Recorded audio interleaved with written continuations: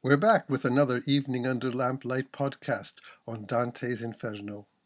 I'm Robert Louis Abrahamson, and we're going to continue looking at Canto 3, where we left off last time. Dante and Virgil have passed through the gates of hell and are now encountering the first group of damned souls. Or not really damned souls, in this case, more like nothing souls. These souls are too despicable to be placed further down with the damned souls, lest those damned souls look down on them and feel superior, which they're not ever allowed to do. And who are these nothing souls? Well, traditionally, they're called the pusillanimi, the pusillanimous souls, cowardly, or more literally, puny souls. I mentioned last time that for Dante, the prime human attribute was the ability to choose, specifically to choose right or wrong actions.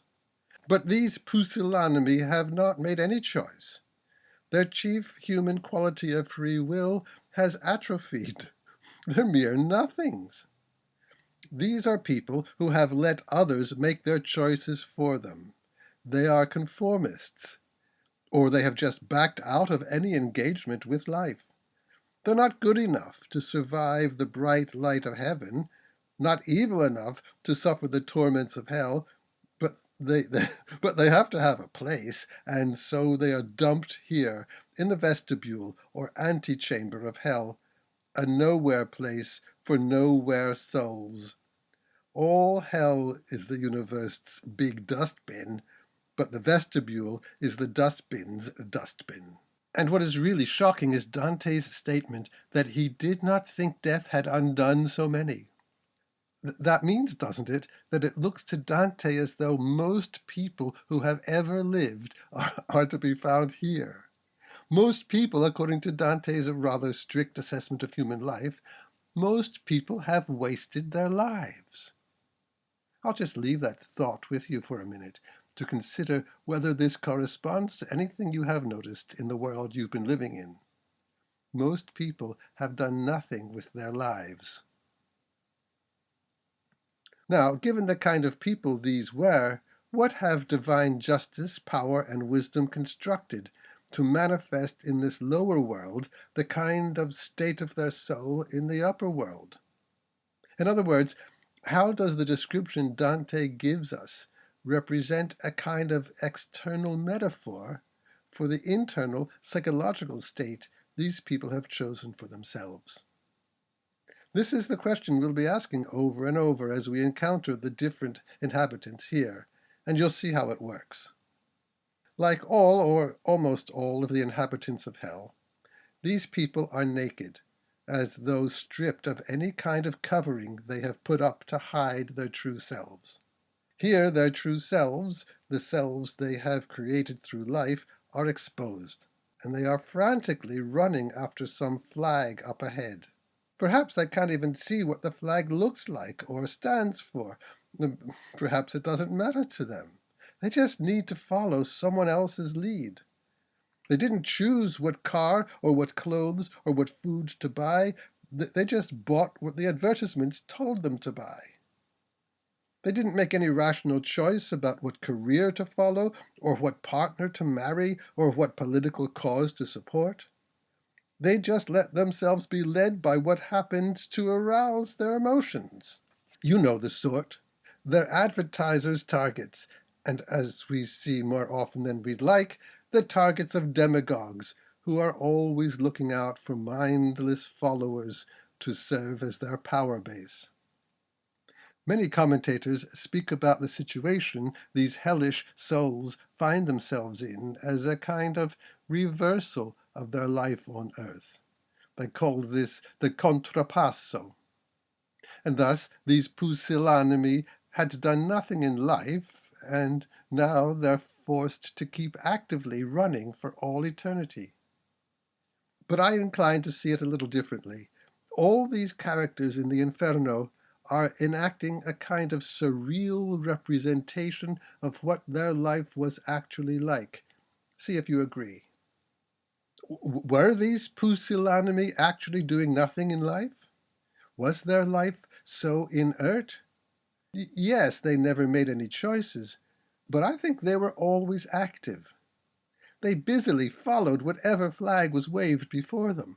They were always itching for more external stimulation because they could find no stimulation within. Thus, the stinging flies and wasps represent the party invitations, the ads, political rhetoric, social media, all these things that would sting them into action when they couldn't be bothered to decide for themselves what to do. There's no end to this restless following of whatever flag comes along. Thus, as Virgil says, they long for a death they can never have, and they envy every other person's situation. I wish I could finally clean up this mess in my room. My sister's place is so neat. Why can't I be like that? Why can't I get anything done? Can you feel the restless sting of envy here? Or here? I can't make ends meet, but my favorite politician promises me a life like those rich people I see in movies. Or here? I'll binge watch this series that keeps exciting me with sexy or adventurous scenes I wish my life had. This is only the illusion of living. Dante singles out one person among this whole crowd, but identifies this person only as the one who, through cowardice, made the great refusal. Perhaps it's Pope Clement V, who had resigned the papacy a few years before Dante was writing. Or perhaps it's someone else. This keeps the scholars busy. But we don't really have to struggle to identify precisely who's referred to here. At one level, it is Dante himself, the Dante at the start of Canto 2, when, through cowardice, he himself made the great refusal, backing out of the journey. Dante is thus beginning to recognize himself here in the underworld. He's beginning to see representations of his own faults and failures, and he can now see clearly the true nature of that cowardly refusal. Virgil tells Dante that it's not worth spending a lot of time talking about these people. Let's move on, he says, and let's move on ourselves too. I suppose it's an age-old mythic image to picture death as involving the passage across some water, from the land of the living to the land of the dead. And Greek mythology presents the image of Charon, the fierce ferryman, who transports the souls of the recently deceased across the river Acheron into the land of the dead. And Dante adopts this image here. Charon, like many of the Greek mythic figures in the Inferno, is a mere functionary. He has a job to do and does it. We'll see many other functionaries like this, raging, having lost the good of their intellect, just doing their job over and over and over, endlessly. It's not a punishment, just a job. Charon comes along as another guardian of the gate, telling Dante to go away.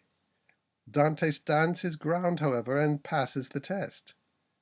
And then our attention shifts to the newly dead souls waiting on the shore. These souls are standing there, naked and shivering in fear, subdued by Charon's taunts. And as we saw, they still cannot face what they have done, but they keep blaming everyone else. They cannot see what they've done, having, as we know, lost the good of the intellect. They have no right vision. And yet they want to get over to the place where they belong, the place they've chosen after all.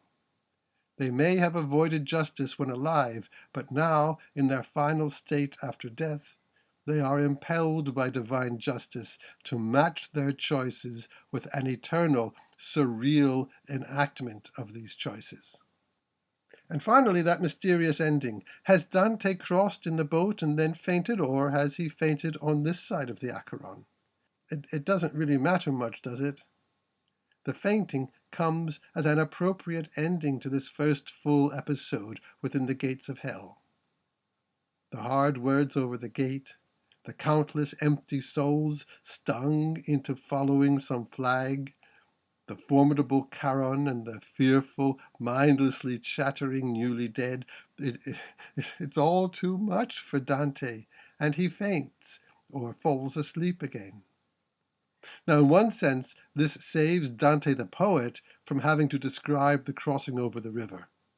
He'll save that for another, much more detailed crossing in a few more cantos.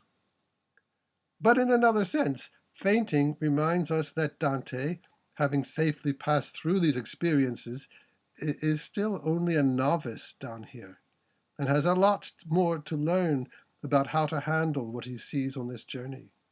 And next, luckily for Dante, will come a brief respite, a place of relative calm, as he passes through the next level of the Inferno, the region known as Limbo. See you there next time.